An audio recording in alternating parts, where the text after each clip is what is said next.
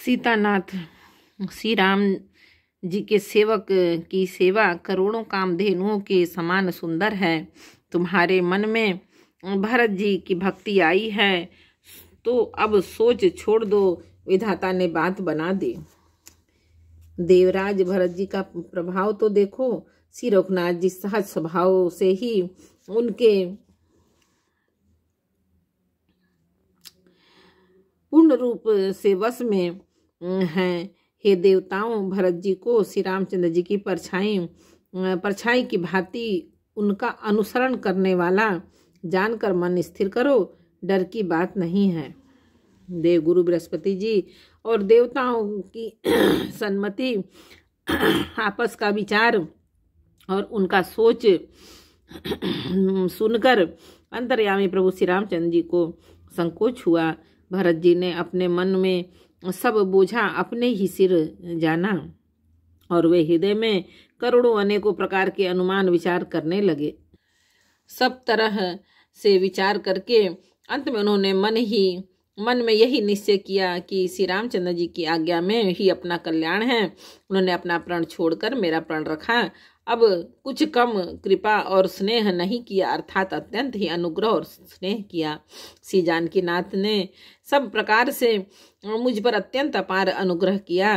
तदंतर भरत जी दोनों कर कमलों को जोड़कर प्रणाम करके बोले, हे स्वामी, हे कृपा के समुद्र, हे अंतर्यामी, अब मैं अधिक क्या कहूँ और क्या कहाऊँ। गुरु महाराज को प्रसन्न और स्वामी को अनुकूल जानकर मेरे मलिन मन की कल्पित पीड़ा मिट गई।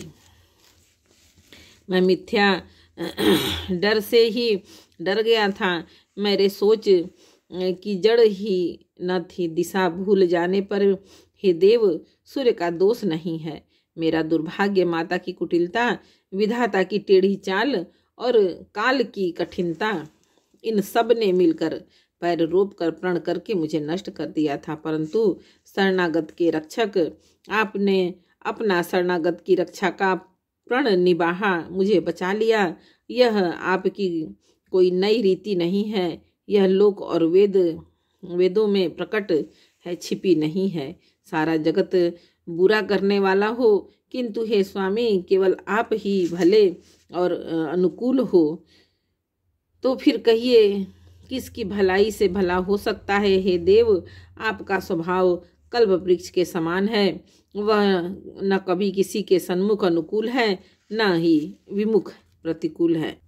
उस कल्प वृक्ष को पहचान कर जो उसके पास जाए तो उसकी छाया ही सारी चिंताओं का नाश करने वाली है। राजा रंग भले बुरे जगत के सभी उससे मांगते ही मन चाही वस्तु पाते हैं। गुरु और स्वामी का सब प्रकार से स्नेह देखकर मेरा क्षोभ मिट गया। मन में कुछ भी संदेह नहीं है रहा।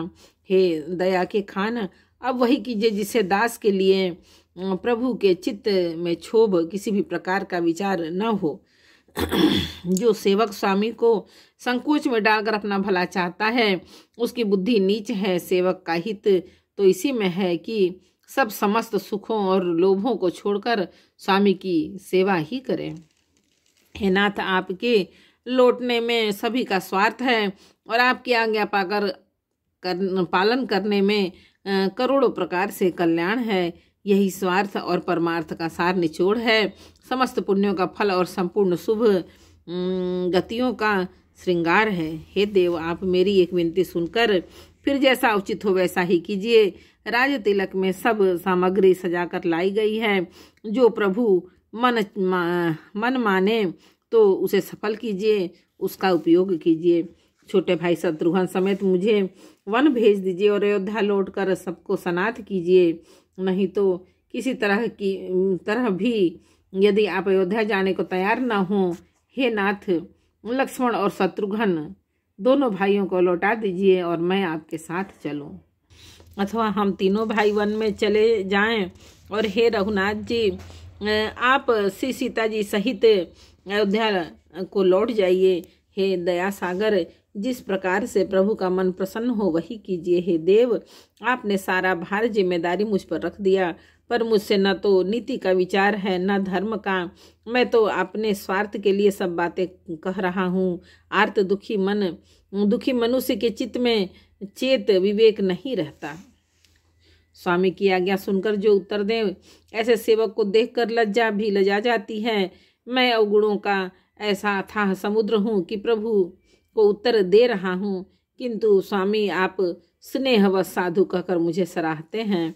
हे कृपालु, अब तो वही मत मुझे भाता है जिससे स्वामी का मन संकोच न पाए। प्रभु के चरणों की शपथ है, मैं सत्य भाव से कहता हूँ, जगत के कल्याण के लिए एक ही उपाय है। प्रसन्न मन से संकोच त्याग कर प्रभु जी से जो आज्ञा देंगे उसे सब लोग सिर चढ़ा चढ़ा कर पालन करेंगे और सब उपद्रव और उझले मिट जाएंगे। भरत जी के पवित्र वचन सुनकर देवता हर्षित हुए और साधु साधु कहकर सराहना करते हुए देवताओं को ने फूल बरसाए। अयोध्या निवासी असमंजस के वश हो गए कि देखें अब श्री रामचंद्र जी क्या कहते हैं। तपस्वी तथा वनवासी लोग श्री रामचंद्र जी के वन में बने रहने की आशा से मन में परम आनंदित हुए, किंतु संकोची श्री रघुनाथ जी चुप ही रह गए। प्रभु की यह स्थिति मौन देखकर सारी सभा सोच में पड़ गई। उसी समय जनक जी के दूत आए। यह सुनकर मुनि वशिष्ठ जी ने उन्हें तुरंत बुलवा लिया। उन्होंने आकर प्रणाम करके श्री रामचंद्र जी को देखा। उनका मुनि सा वेश देखकर वे बहुत ही दुखी हुए। मुनि श्रेष्ठ वशिष्ठ जी ने दूतों से बात पूछी कि राजा जनक का कुशल समाचार कहो। यह मुनि का कुशल प्रश्न सुनकर सकुचा कर पृथ्वी पर मस्तक नवाकर वे श्रेष्ठ दूत हाथ जोड़कर बोले, हे स्वामी, आपका आदर के साथ पूछना यही है गोसाई। कुशल का कारण हो सकता है, नहीं तो हे नाथ, कुशल क्षेम तो सब कौशलनाथ दशरथ जी के साथ ही चली गई है। उनके चले जाने से ये तो सारा जगत ही अनाथ स्वामी के बिना असहाय हो गया है। किंतु मिथिला और अवध तो विशेष रूप से अनाथ हो गया है। एक बार बोलो रामायण मैया की जय। अयोध्या कांड का 5 दोहा समर्पयामि। भगवान जय श्री राम जानकी।